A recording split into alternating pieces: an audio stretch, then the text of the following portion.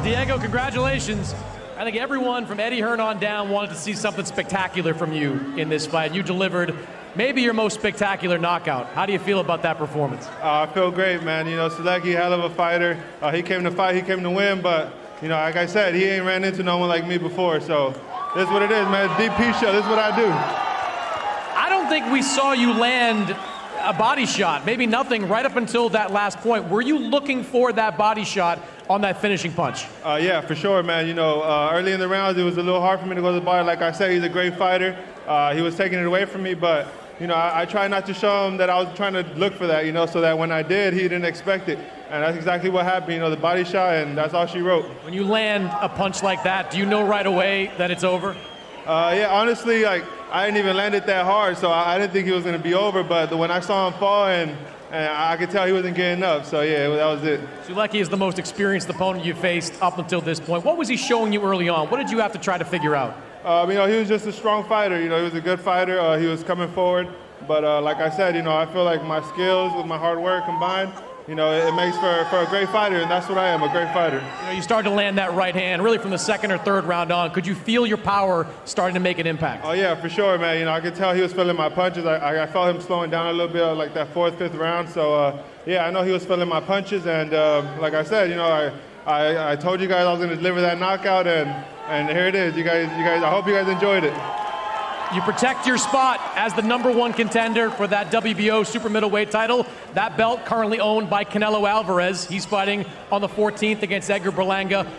If it's not Canelo, what do you want to do next? Anyone in the top 10. You know, Eddie, Matchroom brought a few names to the table. I said yes to all of them. You know, I never back down from any fight. So whoever Eddie lines up next, I'll be ready. You know, you are the mandatory for that belt that Canelo owns. If that opportunity is presented to you at some point, do you feel right now you're ready for it? Definitely. You know, like I said, I don't back down from any challenge. Let's get it on.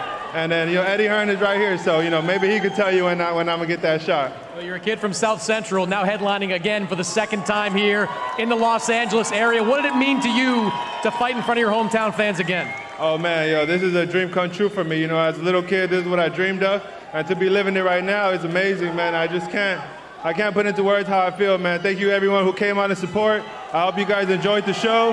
And I'm here to tell you guys there's a long way to go, man. Team Pacheco is here to stay. Let's get it. Congratulations, Diego. Thank you. Eddie, we'll turn to you. You wanted something big there. You got it. What did you think of what you saw? Spectacular performance, a coming-of-age performance from a real superstar in the making. You know, he's 23 years old. Once again, you know, the city showed out for him. He's a real good young kid with a great heart. And Los Angeles is behind him. He's #1 in the world. The world title shot's coming, and it's going to come very soon. Canelo does have that belt, and we all know Canelo's got his eyes on bigger opportunities, both against Berlanga and moving forward. If it's not Canelo, who would you like to see Pacheco win with? Chris, you talk about a big opportunity. By the time the mandatory shot comes round against Canelo Álvarez or Edgar Berlanga, Diego Pacheco against either of those guys is going to be a massive fight. He is going to be the mandatory to the winner of Canelo Álvarez against Edgar Berlanga. But we need another fight. We need a fight in between. The fight I would love to make is Diego Pacheco against Jaime Munguia. I think that is a brilliant, brilliant fight. I think that's a great fight. I believe we win that fight all day long. When you jump up and fight Canelo Álvarez, it's the big step. But, you know, with Jose Benavidez and the team behind him, the camp's perfect. He's 23. This is the future of the division. We're going to get it right. And Billy, Munguia, Bazinian, all of those guys. And then when the mandatory gets called, we're taking it. You heard the crowd react just now to the idea of Munguia. He's got business to take care of on the 20th against Eric Bazinian. Do you think that's a makeable fight? In Los Angeles, California, Diego Pacheco against Jaime Munguia is a massive fight.